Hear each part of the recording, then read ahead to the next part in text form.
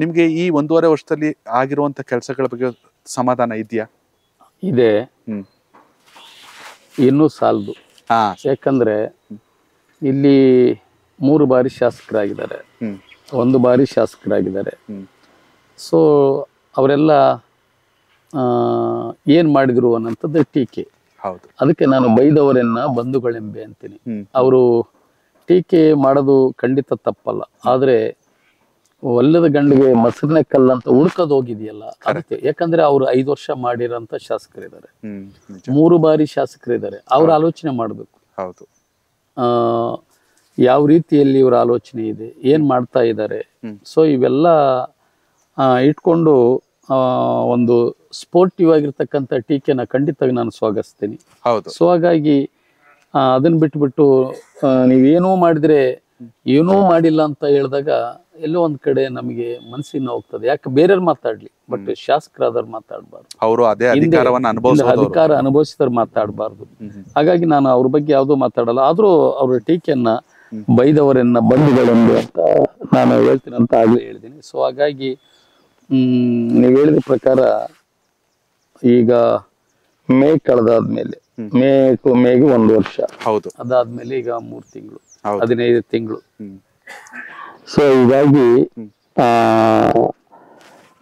ಬಹಳ ಉತ್ತಮವಾದ ಕೆಲಸ ಆಗಿದೆ. ಯಾಕಂತ ಹೇಳಿದ್ರೆ ನಮ್ಮ ಪಕ್ಷನೇ ರಾಜ್ಯದಲ್ಲಿ ಅಧಿಕಾರ ಇರೋದು ನಮಗೊಂದು ಪಾಸಿಟಿವ್.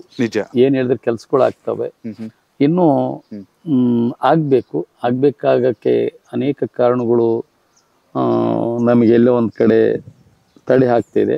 ಬಟ್ ಇನ್ನು ಮುಂದಿನ ದಿನದಲ್ಲಿ ಅಂದ್ರೆ ತಡೆ ಅಂದ್ರೆ ಗ್ಯಾರಂಟಿಯಿಂದ ಅನುದಾನ ಕೊರತೆ ಆಗುತ್ತೆ ಅಂತ ಅನ್ಸುತ್ತಾ, ಅಥವಾ ನಿಮ್ಮ ದೃಷ್ಟಿಯಲ್ಲಿ ಗ್ಯಾರಂಟಿ ಯೋಜನೆ ಹೇಗೆ ಸರ್?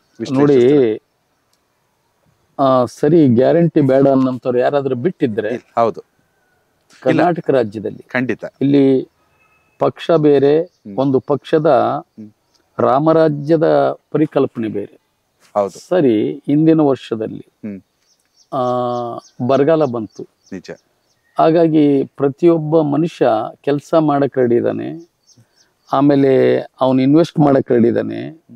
ಅದಕ್ಕೆ ಮೂಲತಃ ವರ್ಣನೆ ಕೈ ಕೊಟ್ಟಾದ್ಮೇಲೆ ಏನ್ ಮಾಡ್ಬೇಕು ಅವನು? 5 ಗ್ಯಾರಂಟಿಗಳನ್ನ ಇವತ್ತು ಸುಮಾರು 1 ವರ್ಷಕ್ಕೆ 54,000 ಕೋಟಿ, ಸ್ವಲ್ಪ ಹೆಚ್ಚು ಕಡಿಮೆ ಆಗ್ತದೆ.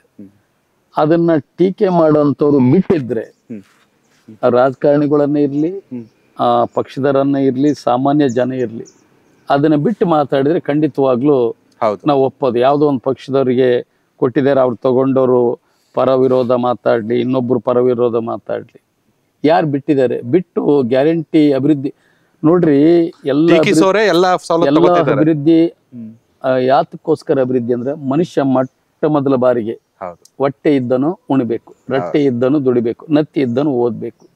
ಇವಕ್ಕೆಲ್ಲ ಅಶನಗತಃ ಪ್ರಾಣ ಅಂತಾರೆ, ಅನ್ನ ಪ್ರಾಣ ಅಂತಾರೆ, ಉಸಿರು ಅಂತಾರೆ. ಅನ್ನ ನಿಲ್ದ ಮೇಲೆ ಏನಂತಾರೆ? ಅದಕ್ಕೆ sound mind is sound body. Sound mind ಎಲ್ಲಿ ಬರ್ತದೆ? ಸೌಂಡ್ ಬಾಡಿ ಇದ್ದಾಗ ಬರ್ತದೆ. ಬಾಡಿಗೆ ಅನ್ನ ಬೇಕೋ ಬೇಡೋ? ಬೇಕೇ ಬೇಕು. ಹಾಗಾಗಿ ಅದು ಬಹಳ ಒಬ್ಬ ಸಿದ್ದರಾಮಯ್ಯ ಅಂತವ್ರು 15 ಬಾರಿ ಬಜೆಟ್ ಅನ್ನು ಮಂಡಿಸಿದಂಥವ್ರು. ಅವರು ಯಾರೋ ಒಬ್ಬ ನನ್ನಂತನೂ ಬಂದ್ಬಿಟ್ಟು ಮುಖ್ಯಮಂತ್ರಿ ಆಗಿ ಅಥವಾ ಆಡಳಿತದ ಚುಕ್ಕಾಣಿ ಹಿಡಿದಂತ ಮಾಡಿದ್ರೆ ಅನಾನುಭವಿ ಅಂತ ಹೇಳ್ಬೋದು. ಸಿದ್ದರಾಮಯ್ಯರು ಅದು ಕಾಂಗ್ರೆಸ್ ಪಕ್ಷ. ಇಂಥ ಭಾರತ ದೇಶದಲ್ಲಿ, ಬಹು ಧರ್ಮೀಯರ ನಾಡಿನಲ್ಲಿ, ಹಾಗಾಗಿ ಶ್ರೀರಾಮಚಂದ್ರ ಹೇಳ್ದ ರೀತಿನಲ್ಲಿ ರಾಮರಾಜ್ಯದ ಪರಿಕಲ್ಪನೆ ಇಟ್ಕೊಂಡು ಮಾಡೋದು ಖಂಡಿತ ತಪ್ಪಲ್ಲ. ಯಾವುದೋ ಒಂದು ರಸ್ತೆ ಮಾಡಿದೆ, ಯಾವುದೋ ಒಂದು ಇನ್ನೊಂದು ಮಾಡಿದೆ, ಅದು ಮಾಡಿದೆ, ಇದು ಮಾಡಿದೆ, ಸರಿ ಅದನ್ನೂ ಮಾಡೋಣ. ಮೂಲತಃ ಯಾವ್ದು ಬೇಕು ಅದನ್ನು ಮಾಡೋಣ, ಅದನ್ನು ಕೊಟ್ಕೊಂಡು ಅದನ್ನು ಮಾಡೋಣ. ಆ ನಿಟ್ಟಿನಲ್ಲಿ ಕೆಲಸ ಮಾಡ್ತಿದ್ದಾರೆ. ತುಂಬ ಆರ್ಥಿಕ ತಜ್ಞರವರು. ಹೌದು. ಸೊ ಹಾಗಾಗಿ ಅವರು ನಾನು ಕೇವಲ ನಮ್ಮ ಪಕ್ಷದ ನಾನು ಶಾಸಕ, ನಮ್ಮ ಪಕ್ಷದ ಮುಖ್ಯಮಂತ್ರಿ ಅಂತ ಹೇಳ್ತಿಲ್ಲ.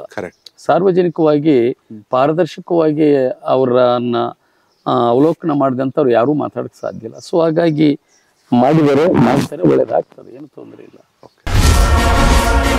ಕನೆಕ್ಟ್ ಕರ್ನಾಟಕ, ಇದು ನಿಮ್ಮ ನೆಟ್ವರ್ಕ್.